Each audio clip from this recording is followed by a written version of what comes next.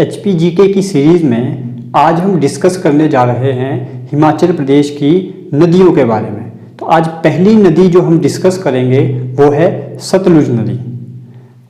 इससे पहले एक वीडियो मैं बना चुका हूं जिसमें नदियों के वैदिक और संस्कृत नाम को शॉर्ट ट्रिक से कैसे याद रखना है वो हम ऑलरेडी डिस्कस कर चुके हैं। अगर आपने वो वीडियो नहीं देखी है तो इस वीडियो को देखने से पहले आप उस वीडियो को ज़रूर देखें। आपको हमारे चैनल के प्लेलिस्ट में जाकर HPG के नाम से एक अलग से एक फोल्डर मिल जाएगा जिसमें आपको वो वीडियो मिल जाएगी, नहीं तो मैं इसका लिंक डिस्क्रिप्शन बॉक्स में दे दूंगा, आप वहां से चेक कर सकते हैं। तो आइए डिस्कस करते हैं सतलुज नदी के बारे में।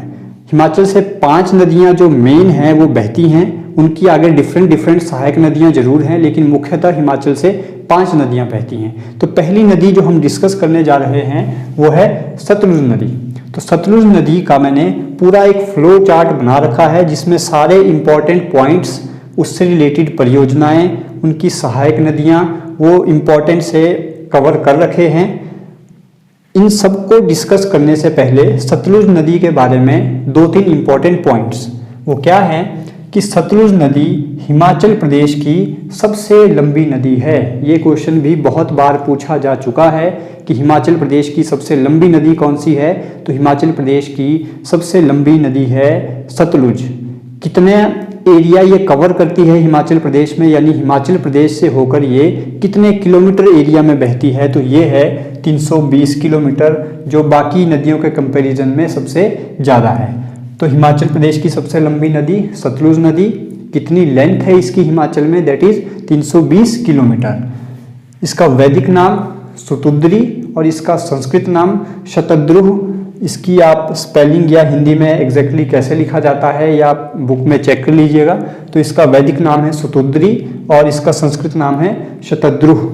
अब इसका एक पूरा फ्लो चार्ट देखते हैं कि ये कहाँ से निकलती है, फिर कहाँ कहाँ से होकर बहती है, कहाँ कहाँ पे इसके एंट्री और एग्जिट पॉइंट हैं, ये भी पूछे जाते हैं। तो सतलुज नदी का जो उद्गम है वो होता है मानसरोवर झील के राक्षस ताल से। तो ये भी पूछा जाता है कि सतलुज नदी का उद्गम कौन से ताल से होता है। तो ध्यान रखिएगा, मानसरोवर झील के, तिब्बत के मानसरोवर झील के राक्षस ताल से सतलुज नदी का उद्गम होता है। कई बार दर्रा भी पूछा जाता है कि सतलुज नदी का जो उद्गम है वो कौन से दर्रे से होता है। तो वो है शिपकिला दर्रा, जिसकी हाइट है 6608 मीटर।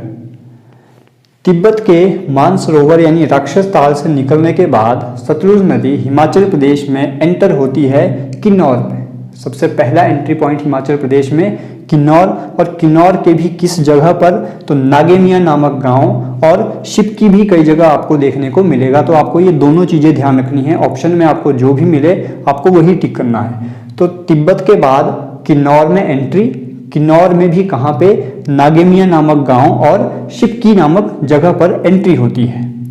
किन्नौर से बहने के बाद सतलुज नदी आपकी एंटर करती है डिस्ट्रिक्ट शिमला में, और शिमला में किस जगह पर एंट्री पॉइंट है, तो ये एंट्री पॉइंट लिख रखा है कि कहाँ पर शिमला में एंटर होती है, वो है छौहरा नामक जगह पर। तो शिमला में छौहरा में एंटर होने के बाद, शिमला के बाद ये निकलती है डिस्ट्रिक्ट बिलासपुर की तरफ, और डिस्ट्रिक्ट बिलासपुर में जो इसका एंट्री पॉइंट है वो है कसोल। तो ध्यान रखिएगा, बिलासपुर में एंट्री पॉइंट है कसोल। बिलासपुर के बाद ये एंटर कर जाती है पंजाब में, तो पंजाब में एंट्री पॉइंट है इसका भाखड़ा, और पंजाब के बाद ये जाके मिल जाती है सिंधु नदी में। तो फ्लो चार्ट इसका बिल्कुल सिंपल सा बना। सबसे पहले तिब्बत के मानसरोवर झील के राक्षस ताल से दर्रा पूछा जाएगा तो शिपकिला दर्रा, हाइट 6608 मीटर।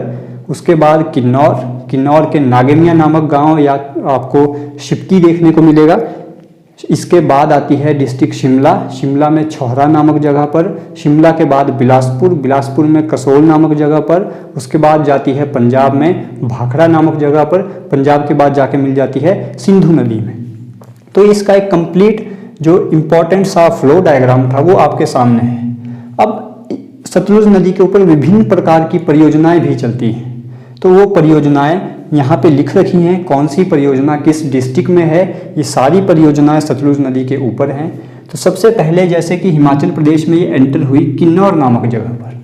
तो किन्नौर में सतलुज नदी के ऊपर कौन कौन सी इम्पोर्टेंट परियोजनाएं चल रही हैं? तो वो हैं, सबसे पहली है संजय जल विद्युत परियोजना। आपको पता होगा संजय जल विद्युत परियोजना हिमाचल प्रदेश में ये भूमिगत जल विद्युत परियोजना है। ये भी क्वेश्चन पूछा जाता है कि कौन सी परियोजना हिमाचल प्रदेश में भूमिगत जल विद्युत परियोजना है, तो वो है संजय जल विद्युत परियोजना। और इसकी कैपेसिटी कितनी है? तो वो है 120 मेगावाट। हो सकता है कैपेसिटी में आपको अब थोड़ा डिफरेंस देखने को मिल जाए, क्योंकि इनकी कैपेसिटी इंक्रीज या डिक्रीज होती रहती है। तो ये आप एक बारी बुक से वेरीफाई जरूर कर लीजिएगा। तो पहली परियोजना हमने देखी किन्नौर में संजय जल विद्युत परियोजना। दूसरी है बसपा जल विद्युत परियोजना, जो बसपा नदी के ऊपर है, जो सतलुज की सहायक नदी है, 300 मेगावाट। नेक्स्ट है खाब जल विद्युत परियोजना 1020 मेगावाट। करछम जल विद्युत परियोजना 1000 मेगावाट। जांगी थोपन जल विद्युत परियोजना 960 मेगावाट। और चांगो यांगथान 140 मेगावाट। तो यहाँ से क्वेश्चन कैसे बनता है, आपको परियोजना का नाम दे दिया जाएगा। कैपेसिटी बहुत रेयर पूछी जाती है, आपको परियोजना का नाम दिया जाएगा, पूछा जाएगा कौन सी डिस्ट्रिक्ट में है या कौन सी नदी के ऊपर ये चल रही है। तो ध्यान रखिएगा, ये जो हमने यहाँ तक परियोजनाएं लिखी हैं ये हैं किन्नौर डिस्ट्रिक्ट में। नेक्स्ट है शिमला में सतलुज नदी के ऊपर कौन कौन सी इंपॉर्टेंट परियोजनाएं चल रही हैं। तो वो है रामपुर जल विद्युत परियोजना 412 मेगावाट। घानवी जल विद्युत परियोजना 22.5 मेगावाट। आंध्रा जल विद्युत परियोजना 16.95 मेगावाट। नेक्स्ट है डिस्ट्रिक्ट बिलासपुर में कौन कौन सी इंपॉर्टेंट परियोजनाएं चल रही हैं। तो वो है एक कोल डैम 800 मेगावाट। दूसरी है भाखड़ा जल विद्युत परियोजना जो BBMB के अंडर है, 1325 मेगावाट की है। नेक्स्ट है कि सतलुज नदी की सहायक नदियां कौन कौन सी हैं। मैंने यहाँ पे सारी नहीं लिखी हैं, 3-4 जो इंपॉर्टेंट सहायक नदियां हैं वो यहाँ पे मेंशन कर रखी हैं।